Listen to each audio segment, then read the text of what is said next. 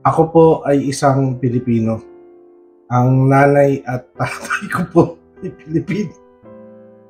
Nanganak po ako sa Pilipinas. Sorry. Matagal na rin pala akong hindi gumagawa ng VOD. Mag-iisang taon na. So nakakapanibago. Okay, umpisa natin. Gusto ko pong ipaalam sa lahat, lalo na sa aking mga subscribers at sa aking mga channel members especially, na hindi na po ako monetized. I lost access to the YPP program just yesterday. At yun nga po, hindi na po ako monetized. So kahapon around 6 p.m. may natanggap akong notification from YouTube. Ito, informing me na yun nga, I lost access to the YPP program due to a reviewer feedback which states na di umano it's because of reused content. So, yun yung rason kung bakit.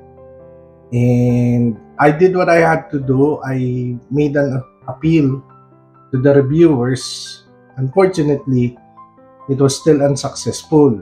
And yun yung sitwasyon ngayon. So yung appeal process naman is basics lang naman din siya, and may instructions naman when you receive a notification as such. Gagawa ka ng video stating your appeal, yung channel URL mo o yung site mo, tapos magpapakita ka ng example as to how you edit your videos, and then yun, you make an appeal and then you submit it. Then you have to wait 14 days supposedly at the maximum para hintayin yung desisyon. And then yun nga, dahil agad-agad din naman natin ginawa, di yun ang nangyari. Lumabas na yung final decision, to which my channel will remain unmonetized or demonetized for the time being, at pwede kong mag-reapply sa YPP after December 31 of 2024 pa. To provide more clarity dun sa pangyayari, kasi the notification itself only says that you have reused contents, tapos yung procedures as to how you can make the appeal, di ba? Unfortunately, I was working on my cell phone, and dun ko lang tiningnan. So I made the appeal kasi subsequently or incidentally, a week before or a couple of weeks before, my wife, Budjo Yuko, nakatanggap din siya ng same notification. And yun nga, tinulungan ko siya to make an appeal, and fortunately, granted yung appeal niya. So, yung pagkukulang o pagkakamali is mostly on my part. Siguro, I was complacent and too confident na akala ko dahil si Budjoy tinulungan ko na approve, siguro naman ako ma-approve din, which was not the case. My initial reactions upon receiving yung notification is tatlo: 1 surprised, 2 frustrated, and 3 confused. Surprised, thinking that hindi mangyayari sa akin yung nangyari kay Budjoy, kasi yun nga, ang alam ko maingat ako. Unfortunately, hindi pala. Second, frustrated kasi nga reused content yung feedback eh. Hindi naman ako nagre-reuse eh. Lahat ng videos ko ay original, edited ko, resourced ko. So, yun ang sitwasyon. So, ikatlo, confused kasi alin doon, hindi ko alam eh. So, hindi ko alin doon yung sinasabing o pinagbibintangang reuse.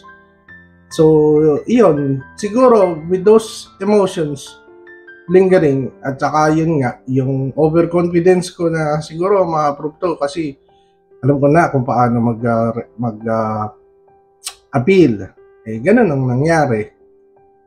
Later on ko na lang nalaman na may paraan pala para ma-check mo kung alin yung videos na being contested or let's say viewed as reused. Unfortunately, kung babase tayo sa YT or YouTube Studio app, hindi natin basta makikita. Pero you can actually still do it in cellphone, pero ako ginamit ko is yung PC. Pero sa cellphone pwede.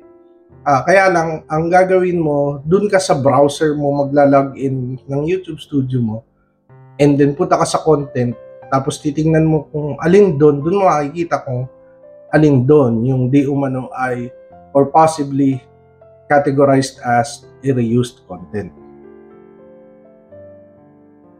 What's next? Gandang tanong yan. Well, now that I've learned yung shortcomings ko,